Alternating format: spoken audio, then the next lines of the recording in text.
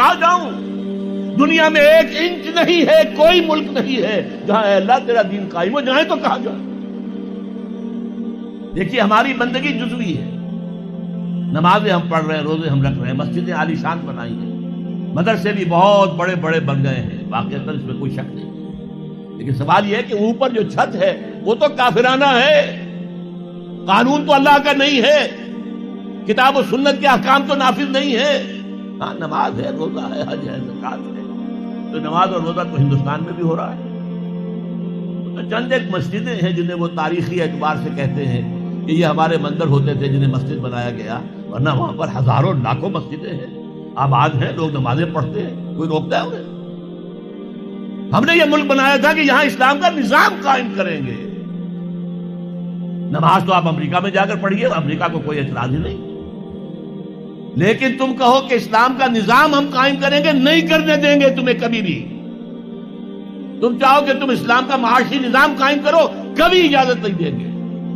تم چاہو کہ اسلام کی معاشرتی اقدار کو تم قائم کرو، کبھی نہیں کرنے دیں گے۔ یہ ہے اس وقت جو ہمارے ساتھ پیش آ رہا ہے معاملہ، پورا مغرب اس پر اڑا ہوا ہے، اسلامی نظام کہیں نہیں آنے دے۔ ہاں نمازیں پڑھو، ہمیں کوئی اعتراض نہیں، روزے رکھو، تم روزے 30 کی بجائے 100 رکھو، ہمارا کیا لیتے ہو؟ تو اب ہم جو کفر کے تحت زندگی گزار رہے ہیں اور اس اعتبار سے اللہ کی نگاہ میں ہم کافر ہیں، لیکن سوال یہ ہے کہ جائیں تو کہاں جائیں، کریں تو کیا کریں؟ نظام کفر کا ہے، قرآن کہتا ہے وَمَن لَّمْ يَحْكُم بِمَا أَنزَلَ اللَّهُ فَأُولَٰئِكَ هُمُ الْكَافِرُونَ۔ جو لوگ قرآن کی، اللہ کی اتاری ہوئی شریعت کے مطابق فیصلے نہیں کرتے، وہی تو کافر ہے۔ اور کافر کسے کہتے ہیں؟ اقبال نے کہا نا، بتوں سے تجھ کو امید ہے، خدا سے نو امیدی، مجھے بتا تو صحیح اور کافری کیا ہے؟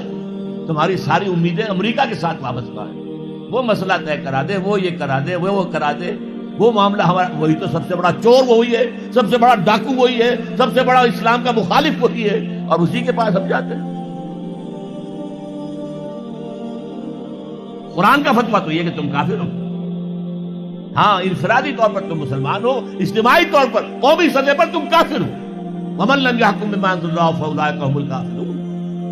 یہ چھٹا، یہ 7واں رکوع ہے سورہ مائدہ کا، اور پھر فرمایا وَمَن لَّمْ يَحْكُم بِمَا أَنزَلَ اللَّهُ فَأُولَٰئِكَ هُمُ الظَّالِمُونَ۔ جو اللہ کے اتارے ہوئے قانون کے مطابق فیصلے نہیں کرتے وہی تو مشرک ہے۔ اللہ کے حکم کو چھوڑ کے کسی اور کے حکم پر فیصلہ کر رہے ہو، اس سے بڑا شرک کیا ہوگا؟ اور تیسری مرتبہ فرمایا وَمَن لَّمْ يَحْكُم بِمَا أَنزَلَ اللَّهُ فَأُولَٰئِكَ هُمُ الْفَاسِقُونَ۔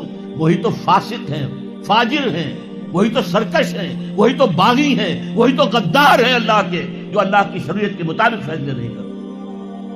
اب ان 3 آیتوں کی روح سے سمجھ لیجئے ہم کہاں کھڑے ہیں، کیا کر رہے ہیں۔ دیکھیے میں آپ کو ایک مثال دیتا ہوں، ہماری آبادی کا میں سمجھتا ہوں اکثریت تو وہ ہے جو نماز روزے کی بھی پابند نہیں ہے۔ ان چیزوں کا چرچا شہروں میں زیادہ، دیہات میں بہت کم رہ گیا، بہت کم، بہت کم، اور ہماری 70% آبادی دیہات کے اندر۔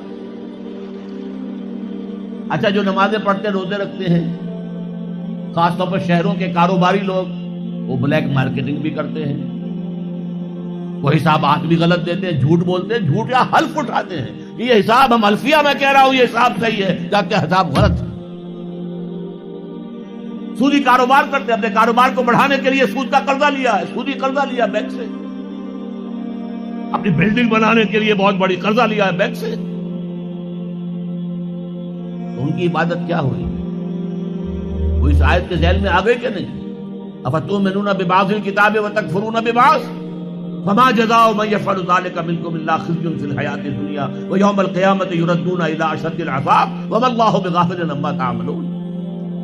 لیکن میں ان کو بھی چھوڑتا ہوں۔ فرض کیجئے ایک شخص ہے، نماز پڑھتا ہے پوری 5 وقتہ مسجد میں، رمضان کے روزے رکھتا ہے، اور بھی اللہ توفیق دیتا ہے، ایام 20 کے روزے رکھ لیتا ہے، یا ہفتے میں 2 روزے رکھتا ہے، سوموار کے اور جمعرات کے وغیرہ، زکوٰۃ دیتا ہے، کاروبار بھی سارے حلال کر رہا ہے، حرام نہیں کر رہا، سود میں بھی براہ راست ملوث نہیں ہے، نہ پیسہ سود پہ اوپر بینک میں رکھ کر سود کھایا، نہ سود پر قرضہ لے کر کوئی اپنا کاروبار بڑھایا، نہ کوئی اپنا کارخانہ لگایا، نہ کوئی اپنے بلڈنگ اونچی بنائی،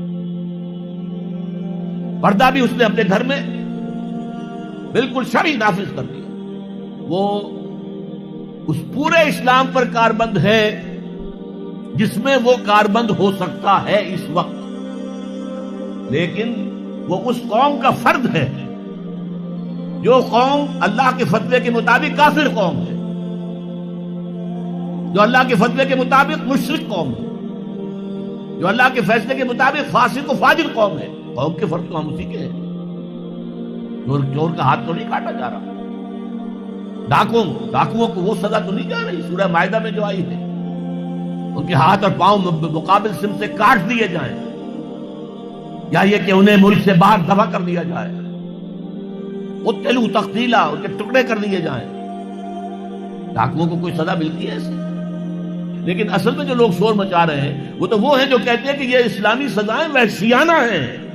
بے نظیر بھٹو کا کہنا ہے یہ وحشیانہ سزائیں ہیں، اللہ کی دی ہوئی سزائیں وحشیانہ ہیں۔ معاذ اللہ ثم معاذ اللہ ثم معاذ اللہ کلمہ کفر ہے۔ اب اس کا کیا علاج ہے ہمارے پاس؟ کیا کریں؟ میری بات کو توجہ سے سنیے، اس نظام باطل کو ذہناً تسلیم مت کرو، اس نظام باطل کی خدمت مت کرو، don't reconcile with it, don't serve it, don't support it. اس نظام کے تحت پھلنے پھولنے دولت مند بننے کی کوشش مت کرو، بلکہ اپنی زندگی کو سکیڑو، اپنی ضروریات کو کم کرو، اپنے آپ کو ذرا آزاد کرو، اپنا وقت، تاکہ اس وقت کو تم لگا دو اس نظام کے خلاف جدوجہد میں۔ ایک ایسی جدوجہد، ایک ایسی کوشش کہ اس نظام باطل کو جڑ سے اکھیڑ کر پھینکنا ہے اور اس کی جگہ نظام حق، دین حق نافذ کرنا ہے۔ یہ جدوجہد اگر کرو گے، تن من دھن لگاؤ گے، تو یہ کفارہ ہو جائے گا کہ تم کافرانہ ملک میں رہ رہے تھے، اس کا نظام کافرانہ تھا۔ تم چاہے اپنے آپ کو مسلمان سمجھتے تھے، لیکن نظام کافرانہ تھا جس کے تحت تم زندگی گزار رہے تھے۔ ہاں، اگر یہ کرو، اے اللہ میں نے اس نظام کو ذہناً تسلیم نہیں کیا، اے اللہ میں نے اس کی خدمت نہیں کی، میں نے اسے سپورٹ نہیں کیا، اے اللہ میں نے اس کے درمیان اس کے نیچے رہتے ہوئے عیش کرنے کی کوشش نہیں کی، اے اللہ بلکہ میں نے کم سے کم اپنی ضروریات کر کے وقت نکالا اور اس کے خلاف جدوجہد کی، اس نظام کو اکھاڑ کر پھینکنے کے لیے کوشش کی، اور تیرا نظام لانے کی جدوجہد کی۔